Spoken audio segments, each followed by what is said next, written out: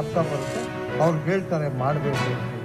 ರಾಹುಲ್ ಗಾಂಧಿಗೆ ಒಂದು ಪ್ರಶ್ನೆಯನ್ನು ಕೂಡ ನಾವು ಕೇಳಬೇಕಾಗುತ್ತೆ ಬಂದರೆ, 2013ರಲ್ಲಿ ಮನಮೋಹನ್ ಸಿಂಗ್ ಅವರು ಪ್ರೈಮ್ ಮಿನಿಸ್ಟರ್ ಆಗಿರ್ತಾರೆ. ಅವರು ಎಷ್ಟು ಪವರ್ಫುಲ್ ಇರ್ತಾರೆ ಅಂದರೆ ಕ್ಯಾಬಿನೆಟ್ಟಿನ ಒಂದು ನಿರ್ಣಯವನ್ನು ಹರಿದು ಬಿಸಾಕ್ತಾರೆ ಪ್ರೆಸ್ ಕಾನ್ಫರೆನ್ಸ್ ಅಲ್ಲಿ. ಅಷ್ಟು ಪವರ್ಫುಲ್ ಇದ್ದಂಥವ್ರು ಯಾಕೆ ಅವರ ಕೈಯಲ್ಲಿ ಈ ಜಾತಿ ಗಣತಿ ಮಾಡ್ಲಿಕ್ಕೆ ಅನೌನ್ಸ್ ಮಾಡಿಸ್ಲಿಕ್ಕೆ ಆಗಿಲ್ಲ ಅಂತ ಹೇಳಿ ನಾವು ಇವತ್ತು ಜನರಿಗೆ ಹೇಳಬೇಕಾಗುತ್ತೆ. ಯಾಕೆಂತ ಹೇಳಿದ್ರೆ ಇವರು ಕಾಂಗ್ರೆಸ್ಸಿನ ನಾಯಕರು ಯಾವತ್ತೂ ಕೂಡ ಹಿಂದುಳಿದ ವರ್ಗದವರು, ದಲಿತರು ಅಂತ ಹೇಳಿದ್ರೆ ಅವರ ಒಂದು ವೋಟ್ ಬ್ಯಾಂಕ್ ಅಂತ ಮಾಡ್ಕೊಂಡಿದ್ದಾರೆ.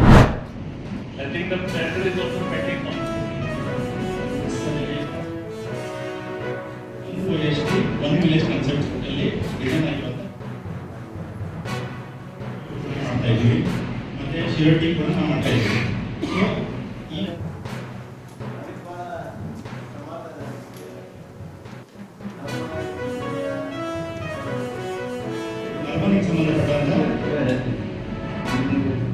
ಅನ್ನುವಂಥ ಸಂದೇಶ ಕಳಿಸಿದ್ದೇವೆ. ಅದನ್ನು ಮಾಡೋದಕ್ಕೆ ಏನೇನು ಸಿದ್ಧತೆಗಳು ಬೇಕೋ ಅವನ್ನ ಸಿದ್ಧತೆಗಳನ್ನು ಮಾಡಿಕೊಡ್ತಾ ಇದ್ದೇವೆ. ಒಟ್ಟಾರೆ ಹೇಳೋದಂದರೆ ದೇಶ ಒಂದಾಗಿದೆ. ಒಕ್ಕಟ್ಟಿನಿಂದ ಈ ಸಂದರ್ಭದಲ್ಲಿ ನಾವೆಲ್ಲ ಪಾಕಿಸ್ತಾನಕ್ಕೆ ಬುದ್ಧಿ ಕಲಿಸೋಣ.